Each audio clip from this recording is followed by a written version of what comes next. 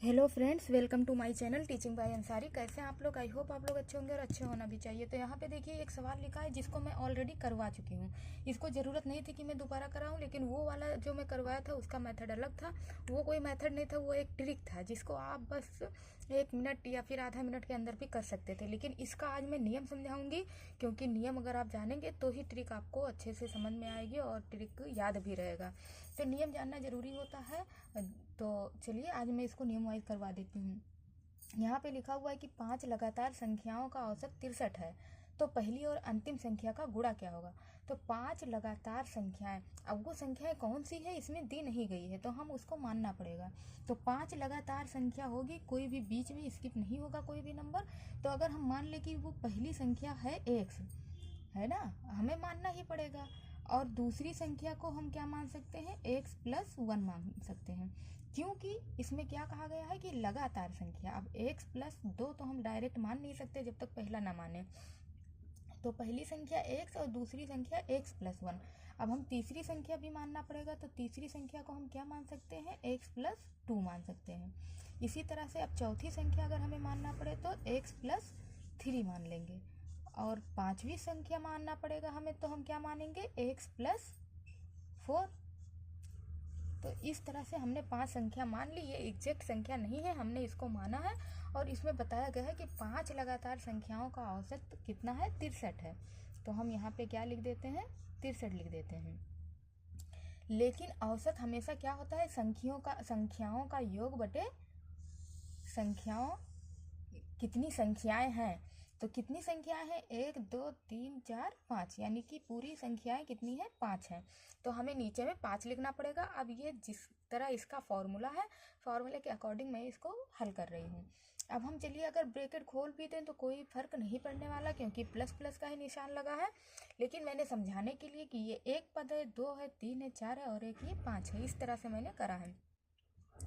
अब हम सबसे पहले गिन लेते हैं कि इसमें एक्स कितने हैं। तो 1 2 3 4 5, यानी कि पूरे कितने एक्स हैं, 5 एक्स हैं।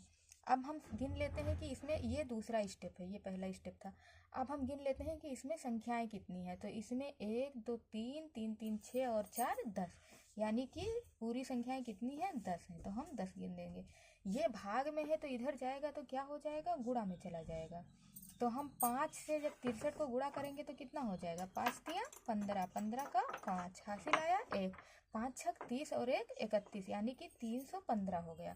ये दूसरा स्टेप मेरा सॉल्व हो गया है और ये दूसरा बन गया। अब इसके बाद में देखिए यहाँ पे 10 किस में है, प्लस में है। जब इधर जाएगा तो किस में हो जाएगा, माइनस में हो जाएगा।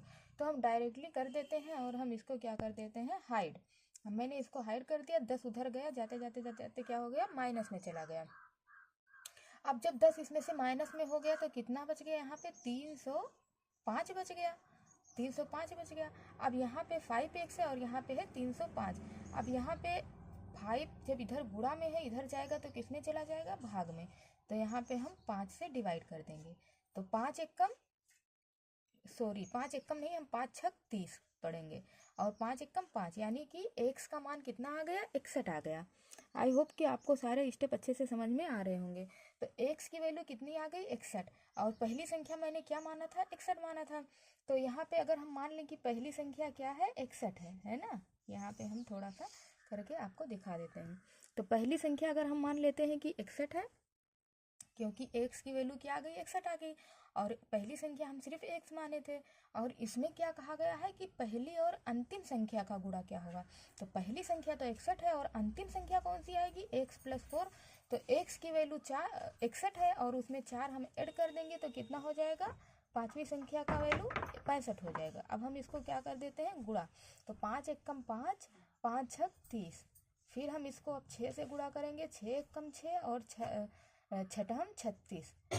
तो ये पूरा टोटल कितना आ जाएगा, 5 6, है ना, और 6 9 और 3। तो ये इसका करेक्ट आंसर हो जाएगा, 39 65 इसका करेक्ट आंसर हो जाएगा। आई होप आपको ये अच्छे से सवाल समझ में आया होगा। अगर आपको ये वीडियो अच्छा लगे तो लाइक सब्सक्राइब करें, बेल आइकन को प्रेस करें, ज़्यादा से ज़्यादा शेयर करें। Thank you for watching.